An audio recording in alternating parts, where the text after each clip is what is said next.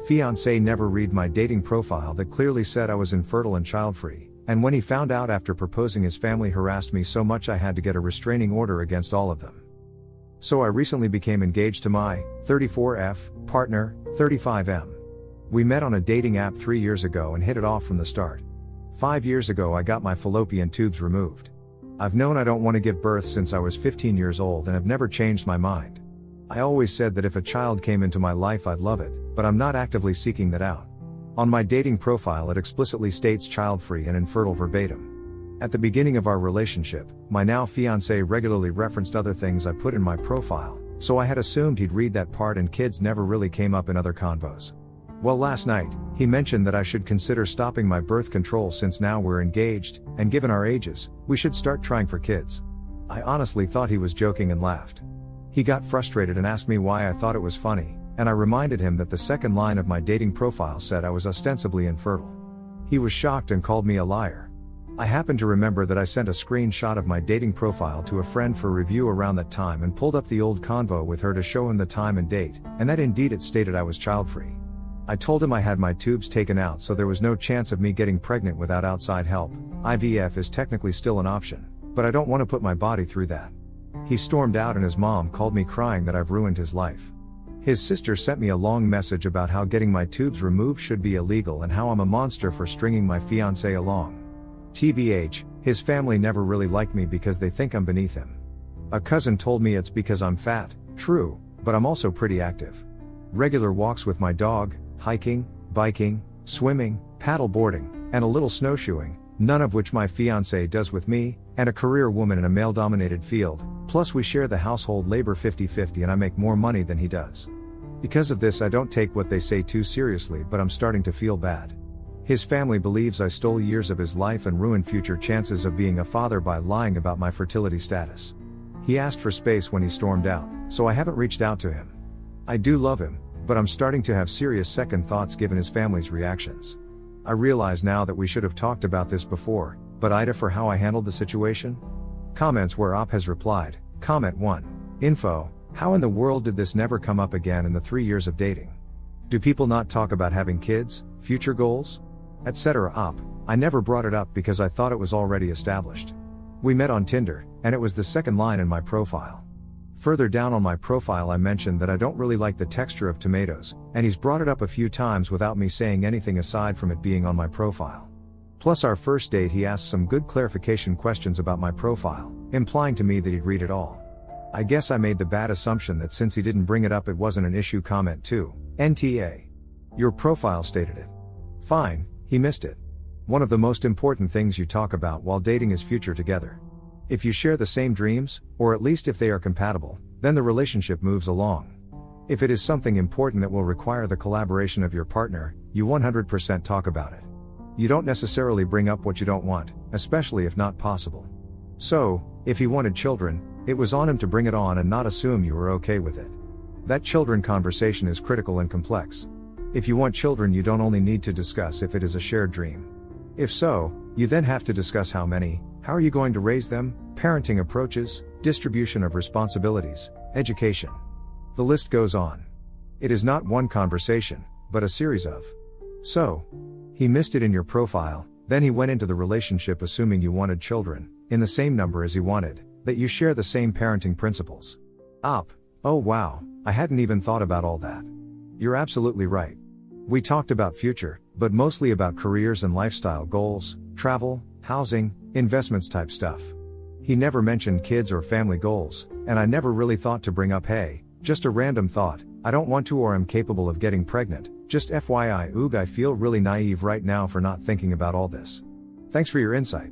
Update 1. So my fiancé came home this morning and I asked him if he wanted to talk. He said there was nothing left to talk about.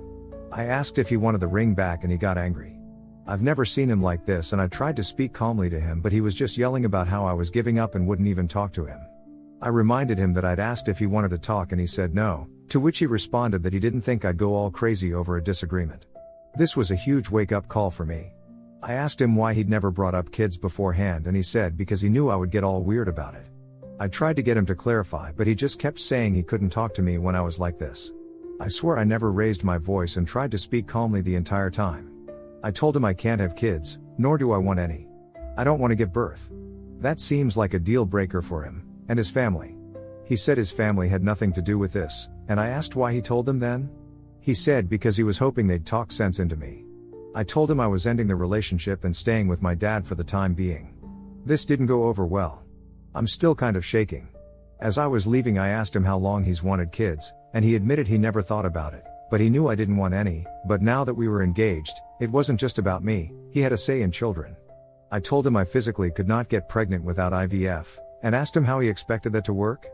He responded that I didn't know what I was talking about. I left after that because I just didn't have the energy to try and convince him, and I didn't want to further agitate him. When I told my dad everything, he was furious. Apparently, when my fiancé spoke to him about proposing, he did not ask permission. Both my dad and I are opposed to that tradition. Just basically letting my dad know his plans. My dad asked him if he was okay never having kids as I'd had my tubes removed. My dad says he specifically brought up my surgery and the impossibility of natural pregnancy. My fiancé told my dad that it'd always be my decision. I'm thankful this happened before we started any of the wedding planning, but it feels like I swallowed a boulder. I know I need to be more adamant in the future about my stance on kids, and I promise I will have these discussions with future partners openly and from the start. I blocked his family from messaging me after they added me to a group message and started throwing Bible verses at me and saying that I'm a defective woman for not wanting kids. I don't have the energy right now to be petty, so I just blocked them. My dad is going to help me move my stuff the next couple of days. I need to talk to the landlord and figure out the lease. I'm financially stable enough to pay most of the fees, I think, but I doubt my now ex-fiancé can afford the rent on his own. The only text I've received from him just said, "You'll regret this." I don't believe this is meant as a threat, but I'm being cautious just in case. Thank you all for the feedback. It was helpful to understand where I went wrong. This was my first long-term relationship and I fucked up a lot of the communication, but I know it's not just on me. I tend to be the kind of person that doesn't like to rehash things if I feel like we're on the same page, but with huge decisions like this, reiterating is necessary, and people are allowed to change their minds, which means rehashing is necessary in a healthy relationship. Update 2. Hi. So I completely forgot about this account until recently and figured I'd give an update since the story got both crazier and then a bit anticlimactic, and a few people have asked. I'm going to give fake names so it's easier. Ex-fiancé is Joshua, his sister will be Jill. Moving out was pretty easy. Josh wasn't around, but I did find a few of my things in odd places that I suspect was intentional to make me leave them behind. It was quiet for about a week, but then I got called into an impromptu work meeting. My company is fairly small, and I'm in the upper level of the admin team, so it's not totally uncommon to get meetings with the two owners, a married couple. When I logged on, it turned out to be a coaching convo to address my use of company resources for personal matters. Apparently Jill had found the company phone number and had been calling the number attempting to get through to me or my supervisor, but the third-party company we used to manage that phone number didn't have my contact, or even really know who I was, because my position isn't client-facing. I'm usually pretty good under pressure, but I really didn't want to lose my job, so I ended up crying and spilling the whole story to my bosses. Turns out they're both intentionally child-free as well and were incredibly supportive.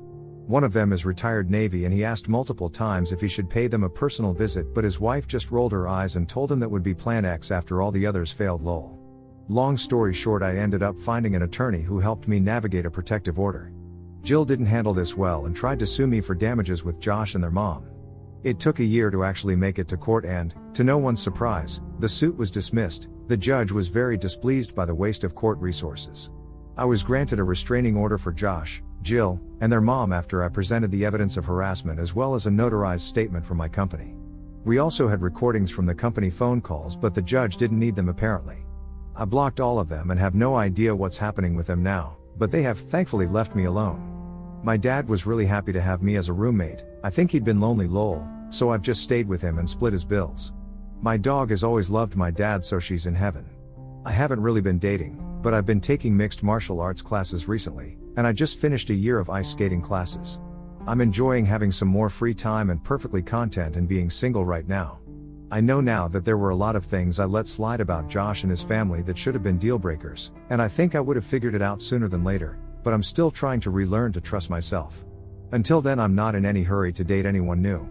Thank you to everyone who commented and offered perspective. It really helped. My best friend and her husband had a fun time going through them all with me lol.